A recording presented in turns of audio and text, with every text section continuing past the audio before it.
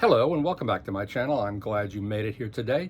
You have many choices in video, YouTube entertainment, and I'm glad you decided to stop at my little joint today. And as always, if you would please like and subscribe, that helps me to do what I'm attempting to do for these many years. But today, would like to discuss, of course, you know what it is, the $12,600 sale of a first pressing of John Coltrane's Blue Train from Fred Cohen at the Jazz Record Center. I'm the guy who sits there and runs these auctions. I take all the photos, I post the auctions, I close them with Fred, and I actually see the numbers ticking down as people bid on them. This was an incredible auction to see go down. In every one of Fred's auctions, which we now do every week, there's always a $1,000 record. That might be a Yutta hip record. I remember one of those in the past. But there's always something that goes for insane money that even starts out at insane money. And Fred Cohen at Jazz Record Center has been doing these auctions in the 1980s. When I worked for him full-time, I just work there one day a week now, but back in the early 90s, he would mimeograph down the street a little booklet as an auction and send that out to people across the world. He is highly regarded, highly respected. He's also an expert on collecting Blue Notes.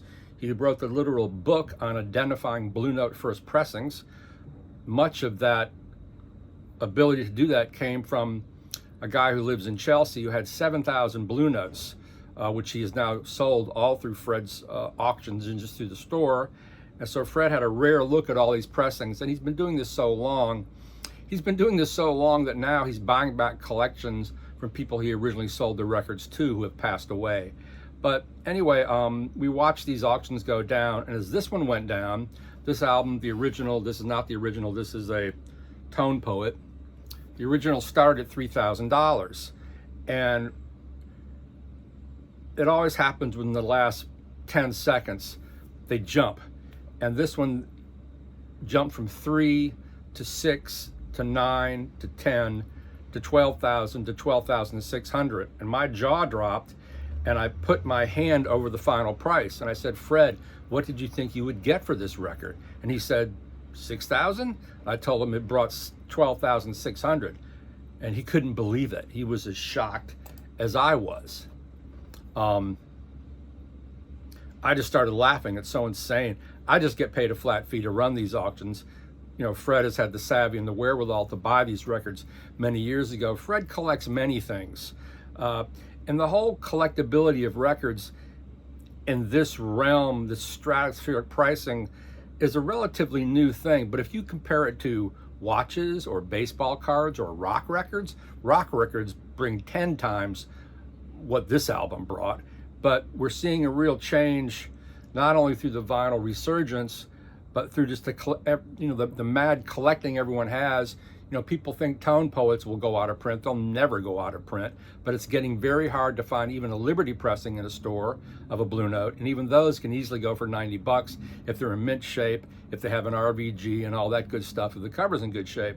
But I asked Fred once, who are these collectors? He said, I don't know. I said, do they listen to these records? He goes, I don't know that either. Fred is very pragmatic. There's no emotion involved with him. He's not like us where he sees these records and he, gets so excited. In fact, when we've gone to pick up collections, he'll say, now, if you see a rare record, don't get all excited and, and smoke coming out of your ears, stay cool. Because Fred's a very cool character. I also want to say that Fred has helped me immensely just as a friend and a human being in my own life when I've gone through some particularly emotional and physical disasters. I'll give you a little hint.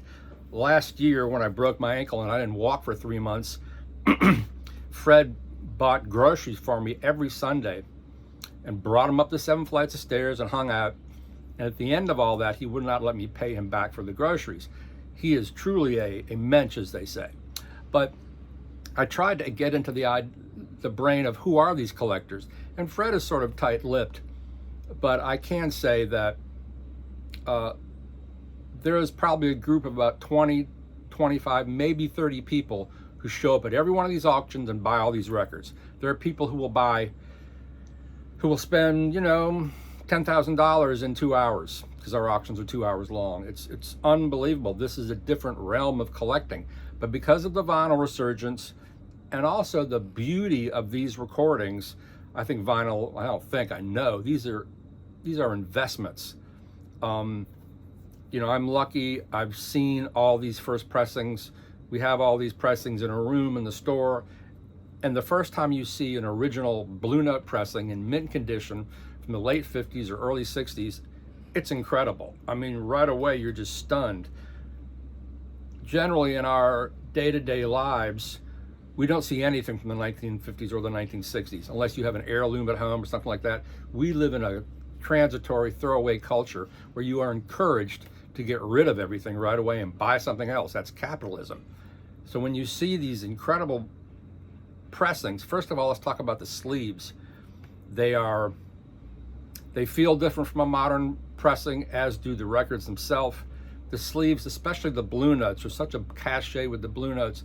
The coloring, which is often maybe 3 colors on our late 50s, early 60s, the colors are so rich and so tactile and so intense if they haven't faded. Even the whites, which are maybe yellow at this point, are just, it's stunning to see one of these things. Even the lettering on the side, on the spines of the original Blue Notes, is so bold and so crisp. And then you have the amazing illustrations of Reed Miles or occasionally Andy Warhol, and the designs of Reed Miles and the photographs of Alfred Lion. It's just, you're looking at something extremely special, extremely beautiful. You know, old Prestige covers, Riverside covers, even Impulse covers, which look pretty damn good, do not look like an original Blue Note cover. They're incredibly tactile. You are holding a work of art in your hands, and it's readily apparent. The records even feel different. The edges of the records feel different. Sometimes if it's an early, like a Lexington Avenue press on Blue Note, it will have a flat rim, or it won't have a lead-out groove, so it will go straight to the label and start playing on the label, which, you know, it's a pretty horrible sound. But they feel different. They look different. Even when you look in the 70s to non-Blue Note pressings, a lot of free jazz pressings from people like Clifford Thornton, or I've seen them from Sun Ra. These are homemade pressings, and those also have a very different look and feel. But the original Blue Notes, the first pressings, I personally feel, and I'm sort of infamous for saying it, I believe they sound better than any other reissue. And you know, I have the gear, or the type of gear that these records were made on. I have all tube gear, I have horn speakers, that's another discussion. But when you're holding one of those records in your hands, they're stunningly beautiful. They're incredible to look at. And they also, when they first came out, they weren't shrink wrapped. Fred said they would, in fact, there's one coming up at auction. There's the wrap, it's a saran wrap, but it's very loose and it's like, you know, floats in the air. So it's hard to imagine those being packed in boxes and put in racks, but they were. Now everything is totally shrink wrapped because you can put more in a box. But I cannot stress enough, and I'm beating a dead horse, on how beautiful these pressings are when you first see them. And this Blue Train that went for $12,600 was no different. You know, the lamination they used and how they did it was different. The lamination now in new pressings, like all these Tone Poets, is much heavier in a way. And the jackets are much heavier. So visually and physically in your hand, you know you're holding something very special and very rare and very unique. And of course there's Blue Train, the cachet of the Blue Train is just a recording. The one album Coltrane did for Blue Note. It's a great recording. Somebody said it's dull. I don't think it's dull. Locomotion is not dull.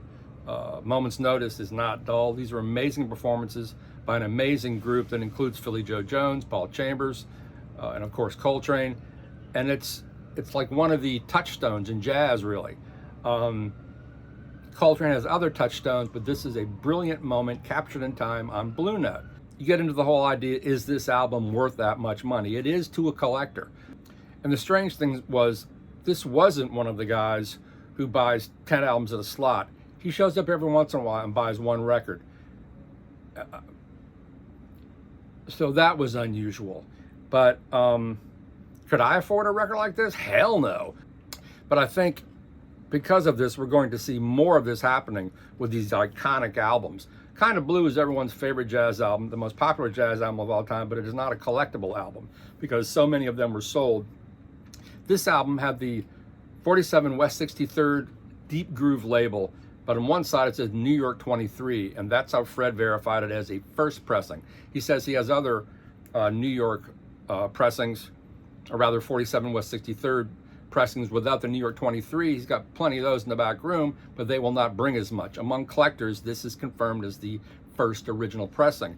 Now, Richard Capeless over at DG Mono and the excellent RBG Legacy site says, no, it's not the first pressing, and it's conjecture, but he has seen Rudy's record collection, which I guess is still somewhere, and he said Rudy had, for this pressing, it was a straight up 47 West 63rd with no New York 23. So he assumes that's the first pressing, because you would think he would get the first pressings of his own records. But that's purely conjecture. We don't know. Fred has seen all the records, and he's been collecting for so long and selling these, he knows what will bring the most, and that's why he set this at $3,000. But I do think we're going to see more of this sort of thing taking place. Like I said, every auction there's a $1,000 record, whether it's a Yutta Hip and they're not always or even often Blue Notes. They span the divide. It might be like there's a Kenny Dorham album that's incredibly valuable. I can't remember the name of it, but it has to do with rarity. Like Hank Mobley 1568 on Blue Note. Fred said there were only 1,500 of those pressed. So up to this point, I think that was the most valuable Blue Note. It sold for around $7,000, or actually it sold for around $9,000. I don't think Fred sold that one. So with the rise of the collecting class, is what it is, I think you'll continue on these rare, one-of-a-kind records to see these insane prices. And you know, people get all bent out of shape. Oh, a record can't be worth that much. One guy in one place I posted said, geez, man, there are kids starving in Africa. You know, that has nothing to do with the collectability of a record or a collecting mentality. First of all, you have no idea who the person who bought that, maybe they give tons of money away. You know, why don't we have Bill Gates or, you know, Elon Musk giving millions of dollars to cure hunger? And that's a whole nother side issue, and that's really a cheap way out for you just to condemn the whole idea of records selling for that much money. If somebody has the money, more power to them. I mean, better they spend it on a beautiful piece of art, in my estimation, than something like, you know, cryptocurrency, or what was that failed thing? It was a NDT or something that doesn't even really exist. These are tangible physical objects, and that's also part of the reason we see the vinyl resurgence. My theory is that young people who grew up on MP3s, all of a sudden they hear the music they love on a record and they're just shocked. And you have the outgrowth of vinyl, the upgrowth of headphones. Now we're seeing turntables. Back in I think 2019, Riga, one of the biggest turntable manufacturers in the world, sold more turntables in that 1 year than they did in the 3 years prior. And the vinyl resurgence has really been going on since about 2008. So we're seeing things pick up and collect and pick up steam. I asked Fred once, what would be the most collectible records in the future? And he said the record store day titles, because by and large, they are limited pressings. Like the only ones I have really kept are all the Bill Evans pressings, and I'm not even a huge Bill Evans fan, but those will be collectible, and the music on those is really, really wonderful. Anyway, that's my 20 cents on this whole thing. I tried to get Fred on the line, but the store is closed today because he's bringing in new racks. I'd like to hear what you think. Leave your opinion. Thanks for watching.